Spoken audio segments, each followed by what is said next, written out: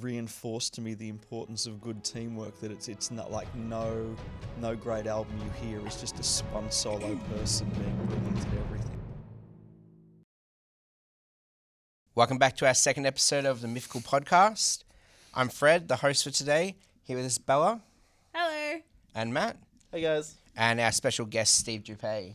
Good to be here. Welcome, Steve is... Thank you. So Steve is a former classmate of ours at SAE, as well as a talented session musician, composer, singer, and author.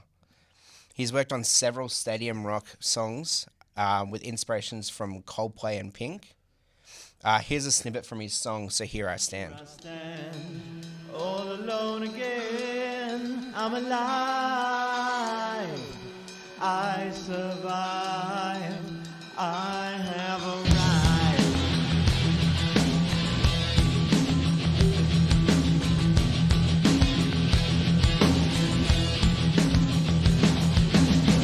Can it ever happen? What I see in my head. So Steve, tell us a little bit about the song, So Here I Stand. That was a song I wrote a long time ago. I was 1989, would you believe? Wow. Yeah, I know. Sitting on it for a long time. I've been sitting on it, and we recorded it. We recorded it in 1989, and that version I don't have anymore. And then we did another version in like 2003. All studio recorded? The original was a studio recording. The 2003 one was done in my room, and then we did another really good studio recording of it in 2007. And Wow. the reason we chose to do it here at SAE as a part of that 3-song EP. 3-song EP, thank you, yes. Yep. The reason we chose to do it here was because it was already arranged and all the instrumentation, everything was done. So that was a big part of the reason we chose to record that song, was because it was already laid out. We didn't have to write and arrange a whole new song. So, and then we did a really, I think, probably the best version of it, like we did here. So, Yeah. Is there a story behind that song at all, or Lyrical wise? yeah? It was like when I got out of high school and really started launching seriously into the music industry, and it was really about just struggling forward and keep going and, believing in your dreams and all that kind of cliched stuff. But it was like, so here I stand all alone again. And it's kind of a you versus the world, you struggling forward, never giving up. That was kind of the theme of the song. Yeah, So- because like for that song, I can literally imagine like millions of people just putting their hands up to that chorus or anything. Yeah. It's very, very Come on. powerful. Everyone feeling very it. beautiful Yeah. Well, song. thank you. Yeah. I've it is very stadium, like that's Yeah. a thing, and it very much feels like that to me. So, yeah. Awesome. What are some of the compositional choices you made for the song?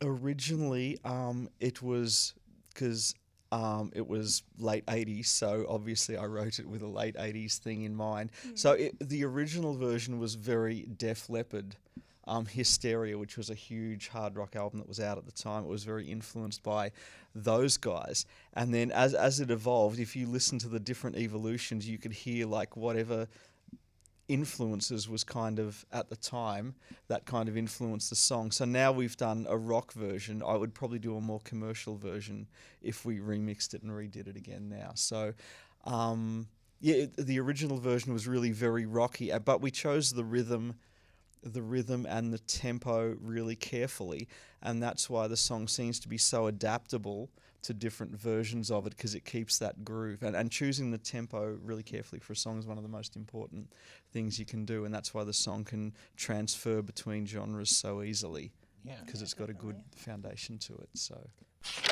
So, since you're an ex-student here at SAE, what have you because our teachers, they've always said or asked us, what are some special aha moments that you've had during your time here when learning?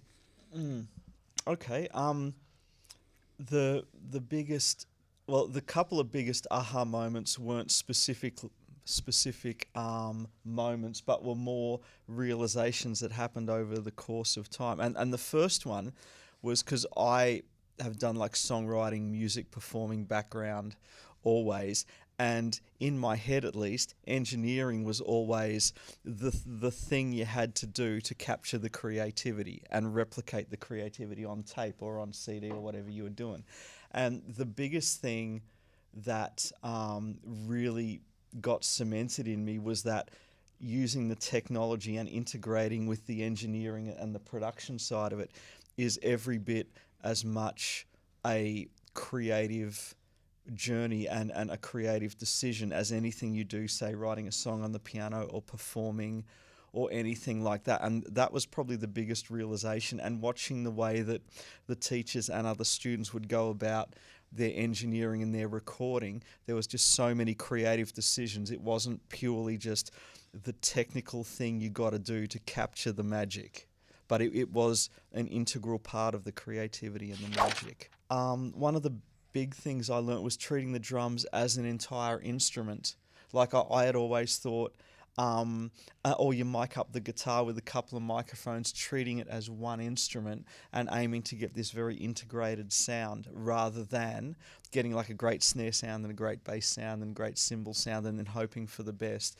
And really starting to think like an engineer. Like I remember a lot of the mics and a lot of the detail, but because I'm such a big picture person, I remember more the general guidelines. Like, so now if I went to record drums, I wouldn't be thinking to myself, how do I get a killer snare sound? I would be really thinking globally, how do I make the drums sound like a complete instrument? What work are you proud of that you've done at SAE so far? In a general sense, really proud of, like, I set I wanted to get distinctions across the board and I managed to accomplish that, so I'm really proud of that. But that happened not just because of well, obviously I worked hard, but having other people there like these beautiful people who sort of filled in where I wasn't strong. I learned a lot about my strengths and my weaknesses, and to accomplish that bigger goal really required a lot of other people coming together, because so much of it is about group work, group dynamics. So yeah, I'm proud that I accomplished that. I'm really proud of the fact that that we were able to create such good teams, and often with a lot of work to do and a lot of pressure on. I'm really proud of the teams that we fostered, just to get the job done with like really committed people who worked really hard. And sometimes there was a lot of pressure on to just get things done. You had to figure it out. You didn't know what you were doing. You had stuff that had to get done. So in a really broad sense, those things specifically, I'm really proud of the 3-song EP that we did. That was an immense amount of work, and we were just here night after night doing that. I'm proud of the sound replacement that we did for, what was that game? Assassin's Creed. Yeah. That was What a amazing. And yeah, just a privilege to work with such like good, committed people, and that really reinforced to me the importance of good teamwork, that it's not like no great album you hear is just one solo person being brilliant at everything. No, it's these extraordinary people, each following their own passion, coming together and using these things that they've developed on their own. And so this really fostered that. It forced you to work well in groups. It forced you to be results oriented. And proud of the fact that I rose to a challenge that I didn't have to do. Like, you know what I mean? Like, sometimes life just gives you challenges. You've got no choice but to go to work so you're not on the street. You know what I mean? Like, you rise to challenges all the time that you have no choice, but to rise to a challenge that you do have the choice, that you can just, you could sit around at home and just, I don't know, watch Netflix or whatever, but you're choosing to be here and you're choosing to do it. And that's a whole another level of accomplishment. So yeah, really proud of that too. You also helped produce our EP, Bella and I's. Yeah. With Witch's Day Off, and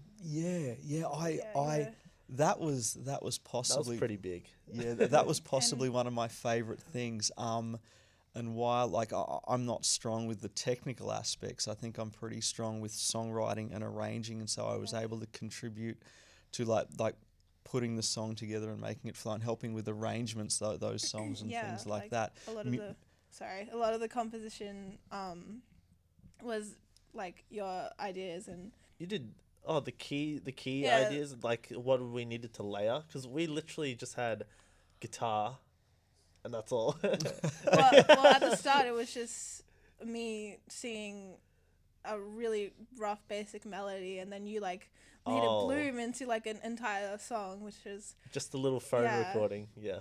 just a so Yeah, it was no, look, amazing. I've been doing that exact thing for decades, and that is my strength. So again, I was Clearly. really grateful for the opportunity to use that strength, which is a little different from what we're really focused on here, which is audio engineering, to bring Yeah. like a compositional arranging thing, and that's really what I do best. So like it was a privilege to bring that, and then have you guys do what I think you guys do much better than me, which is the technical aspect. So Not even. You're just as good as It us. all- You got the diploma, the paper. and I struggled. It's like I've spent so long teaching my brain to be intuitive and creative, and then I suddenly had to learn hard facts again, and in almost a very scientific way, and my Yeah. brain didn't always love that.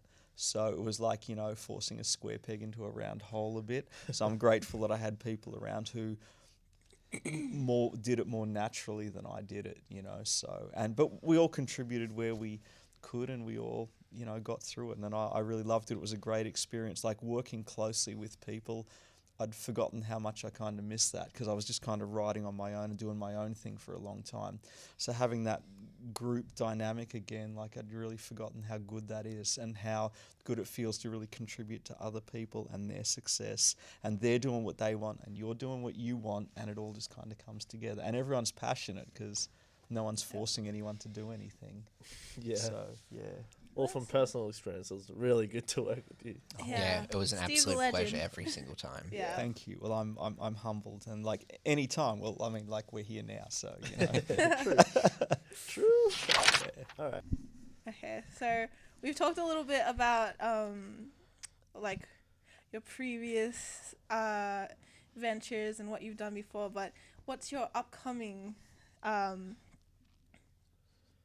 Projects. projects? What's your upcoming projects? Well, I'm a singer-songwriter, so I'm going to be doing that till I go to my grave, But so I'm doing, and that's the predominant focus, and networking with other people. And so at the moment, I'm really focused on building a team of people, which is something I learned from here. There's like having a really good crew of people who all love what they do, and finding that team. I watched a documentary on Pink recently, and something she said that like if you find someone who's really good and who are really good at what they do, and it really works for you, just keep them forever and treat them like family. Besides audio stuff, Yeah. you're working on a book. Do you want to tell us a little about that? Yeah. Oh, everything I work on seems to take forever. I wrote the original draft of that book in 1999, 2000. Wow. And then because I was working so much on music, I really just wrote it as a hobby, and then I shelved it. And then I met a guy, and he's an amazing screenwriter. He writes scripts and screenwriting and poetry, and just has won awards for his writing and stuff. And he said, and I showed him the book, and he said, yeah, this has potential. And I think the reason I never pursued it for publishing is because the way I write is very ethereal and dreamy and floaty, and to have any hope of being successful as a novel now, it needs to be very driven and focused, and keep things moving from waypoint to waypoint. So he came in, and he's going to be able to do that stuff. So now it's an actual serious proposition. I think I created scenes and I create the universe really well, but the story itself needs to be more driven. The motivations of the characters, the layers, everything needs to be paced really, really well. And that's not my strong point.